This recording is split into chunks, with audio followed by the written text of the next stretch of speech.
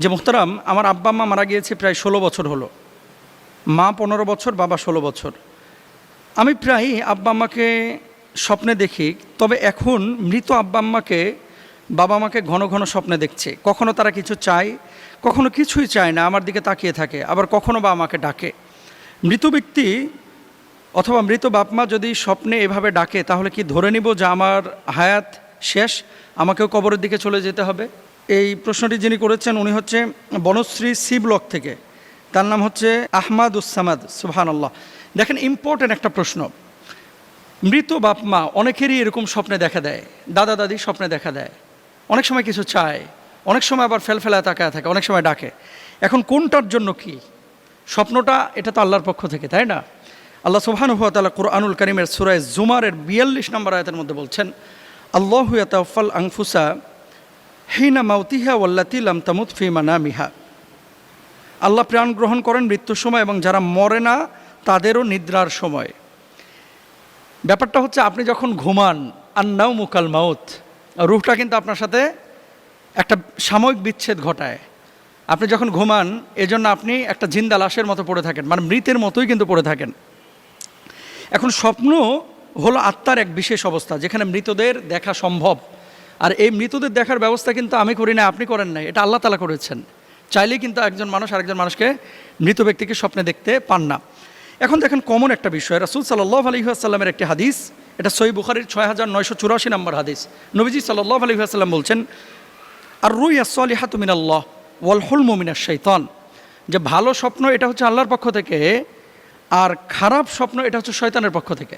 এখন আপনি এই মূলনীতির উপরে, বুখারীর এই হাদিসের উপরে ভিত্তি করে আপনি চিন্তা করেন যে আপনার বাপ মা কী অবস্থায় আপনার সাথে দেখা দিয়েছে।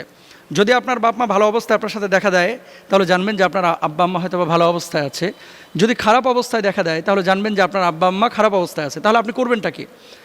আও ওয়ালাদিন সালিহান ইয়াদউলা, বাপমার জন্য দোয়া করেন, রব্বির হামহুমা কামা রব্বায়ানি সগীরা বলে, আল্লাহ আপনি আমার বাপ মাকে ক্ষমা করে দেন, সেভাবে লালন পালন করেন যেভাবে ছোটোবেলায় আমাকে লালন পালন করেছেন। এটা হচ্ছে আপনার করণীয়। খারাপ স্বপ্ন যদি দেখেন আর ভালো স্বপ্ন যদি দেখেন, ধারণা করতে পারেন যে আপনার বাবা বা মা ভালো অবস্থায় আছে, কিন্তু এটা গ্যারেন্টেড না।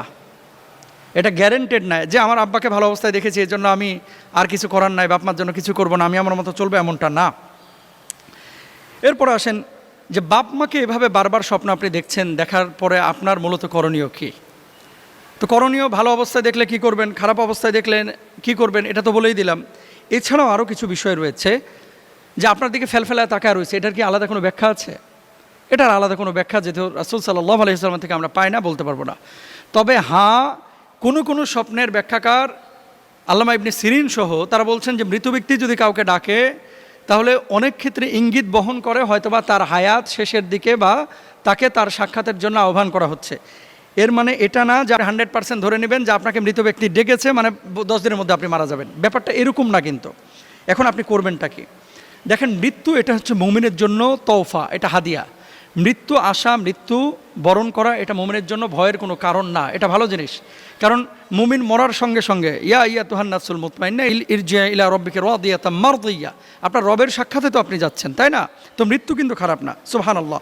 এখন মৃত্যু আসবে, মৃত্যুবরণ আমাদেরকে করতেই হবে। আপনি করবেনটা কি? ওই মৃত বাপমার জন্য 1 নম্বর হচ্ছে দোয়া এবং সাদাকা করবেন, ফকির মিসকিনকে খাওয়াবেন, কিছু দান সাদাকা করবেন।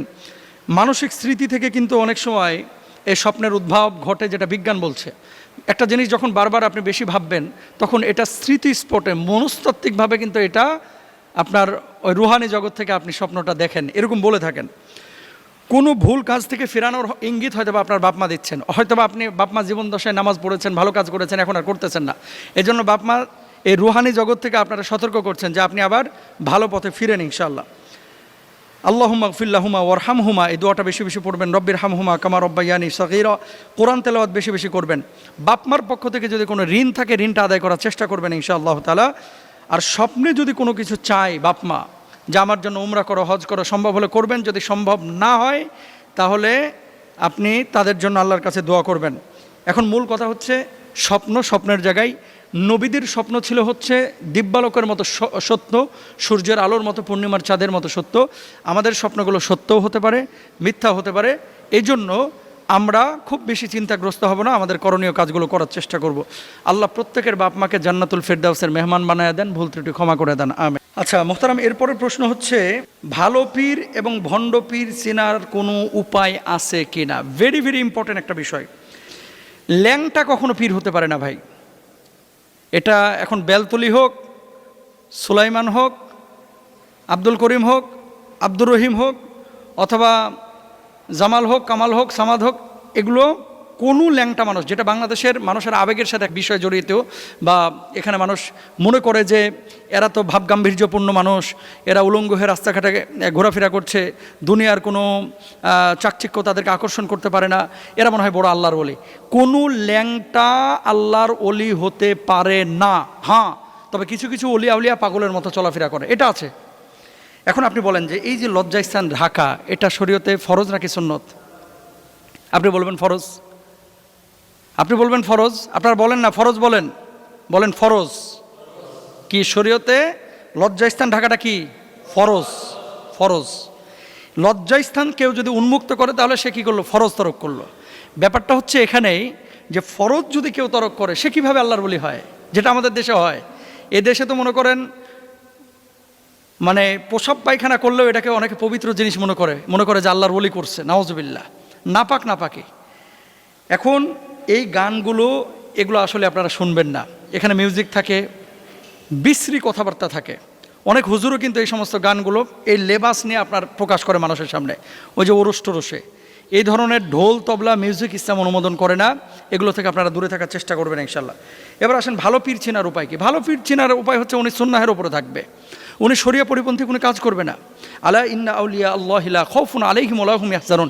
এরা তো ওই আল্লাহর ওলি যাদের ভয় নাই, চিন্তার কোনো কারণ নাই। এরা কারা? এরা হচ্ছে যাদের চলনে বলনে কথায় উঠায় বসায় শরীয়তের প্রত্যেকটা বিষয় তারা পুঙ্খানুপুঙ্খানুভাবে আদায় করে। এখন আমাদের ভাইয়েরা বোনেরা যেটা করে, যে যত নোংরা এর তত বেশি আল্লাহর ওলি মনে করে।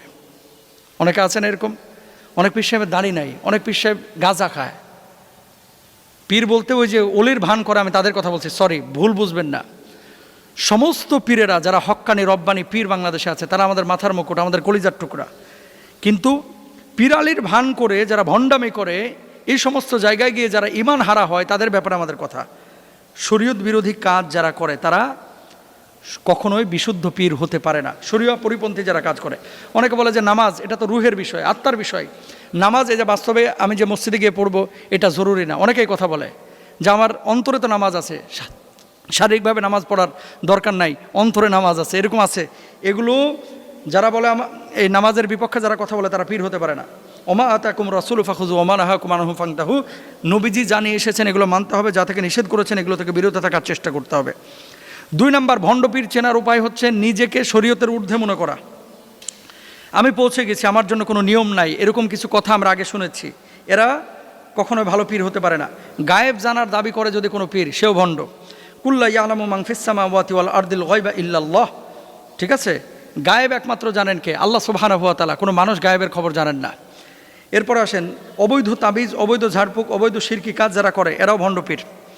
নারী পুরুষ মিশ্রণ, অশ্লীলতা অনুমোদন করে, একসাথে নাচানাচি করতেছে, বাবাও নাচতেছে, মেয়েও নাচতেছে, পীর সাহেবও নাচতেছে, মুরিদ মহিলারাও নাচতেছে, কোনো পর্দা নাই, সম্পূর্ণরূপে এগুলো ভণ্ডামি, এগুলো বন্ধ করতে হবে। দুনিয়াবি লোভ, টাকা, ক্ষমতা এগুলোর দিকে বেশি ঝোঁক, এরা কখনো হক্কানি পীর হতে পারে না। অদ্ভুত কেরামতি দেখায়, যেমন আগুনে হাঁটা, হাতের কারসাজি করা, এগুলো বদজিনের আসন নিয়ে অনেকে করে থাকে। আপনারা মনে করেন বিশাল বড় আল্লাহর বলি, এগুলোকে বিশ্বাস করবেন না। কোরআন হাদিসের জ্ঞান না থাকা এবং বিকৃত ব্যাখ্যা দেওয়া, অন্ধ অনুসরণ করা। কেউ কেউ বলে যে কোরআন 90 পারা, 30 পারা আছে এই দুনিয়ায়, আর বাকি 60 পারা হচ্ছে ওই বাবার কলবের ভিতরে, নাউজুবিল্লাহ বলেন। তো এই জায়গাগুলো আসলে আমাদের খেয়াল করা উচিত। আল্লাহ তাআলা আমাদেরকে বোঝার তৌফিক দান করুন।